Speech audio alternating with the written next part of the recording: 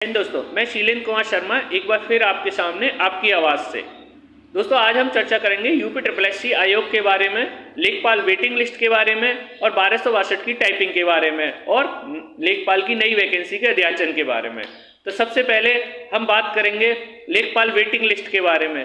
लेखपाल waiting list के बारे में जो भी सूचना है इस समय ये है कि राजस्व परिषद ने अपना जो डाटा है, मंडलों से जो लिया हुआ डाटा है, वो यूपी SSSC आयोग को भेज दिया है। कुछ लोग कह रहे थे कि उसमें नई वैकेंसी का है, लेकिन यहां तक हमारे सूत्रों से पता चला है उसमें ये डाटा है कि टोटल कितने वैकेंट पद हैं इस समय तक, और उसके बाद जो 8085 वाली वैकेंसी थी उसमें से कितने लोगों ने ज्वाइनिंग की है और कितने लोगों ने ज्वाइनिंग नहीं की है, वो कितने वैकेंट पद हैं। अगर आप उसका प्रोफार्मा देखोगे तो उसमें श्रेणी वाइज है, और ऐसे ही श्रेणी वाइज जब ही आता है जबकि वो पुरानी भर्ती का है। नई भर्ती का तो सिर्फ राजस्व परिषद क्या भेजेगा कि इतने हमारे पास पद खाली हैं, तो वो यूपी SSSC आयोग उसमें 36 और लंबवत आरक्षण लगा के उस नए अध्याचन को शामिल करते हुए वैकेंसी की डिटेल्स देगा।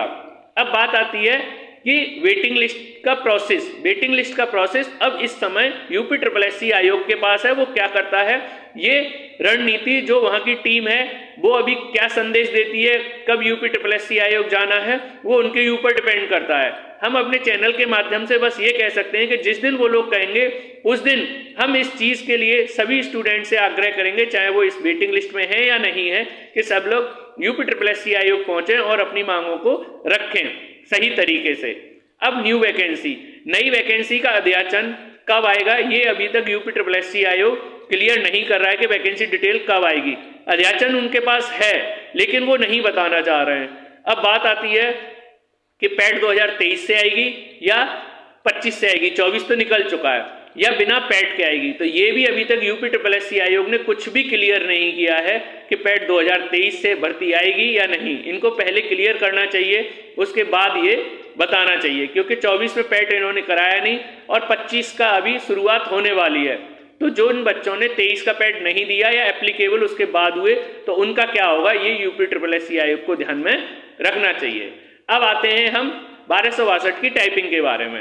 1262 की जो टाइपिंग है, जैसा कि आप लोग जानते हैं कि नए नियम अभी लागू किए हैं, जो कि एक नोटिफिकेशन के बाद नए नियम लागू करना ये भर्ती प्रक्रिया के खिलाफ है। लेकिन जहां तक कुछ नियम है उनसे कोई फर्क नहीं पड़ता है, थोड़ा सा वो टाइपिंग हार्ड हो गई, कोई बात नहीं है। पहले पैराग्राफ में हाईलाइट होगा या नहीं होगा ये अभी तक नहीं बताया है, लेकिन बात यहाँ आती है कि आपकी 5 त्रुटि आपको फ्री दी गई है और 6ठी त्रुटि आप करते हैं तो आपकी 1 त्रुटि के लिए 5 शब्द काट लिए जाएंगे जो कि सही शुद्ध टाइप किए हैं आपने। ये पहली बार इतिहास में ऐसा हो रहा है, भारत में किसी परीक्षा के इतिहास में पहली बार ऐसा है कि एक गलती के लिए 5 सही शब्दों को काट लेना। क्योंकि आज तक ऐसा आया है, अगर आप अंकों की नेगेटिव मार्किंग ये देखेंगे तो किसी में भी या तो 1/3 की नेगेटिव मार्किंग होती है या 1/4 की। तो इसका ये मतलब होता है कि 4 गलतियां करोगे तो एक सही चीज काटी जाएगी, या 3 गलतियां करोगे 1/3 में तो एक सही काटी जाएगी। लेकिन यहाँ तो उल्टा है कि एक गलती करने पे 5 दंड स्वरूप काट ली जाएंगे शुद्ध शब्द। ये कहाँ का है, ये मेरे क्या किसी के समझ में नहीं आ रहा है। इससे तो अच्छे बच्चे फेल हो जाएंगे।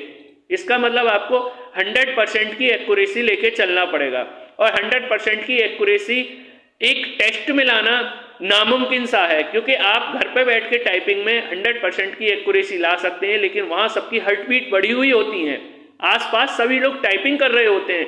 इन सारी चीजों को देखते हुए ये नामुमकिन सा लग रहा है। तो सभी स्टूडेंट को इसके खिलाफ भी आवाज उठानी चाहिए। कुछ बच्चे कह रहे हैं कि भर्ती कोड में फंस जाएगी तो कब क्लियर होगी। तो मैं आप लोगों से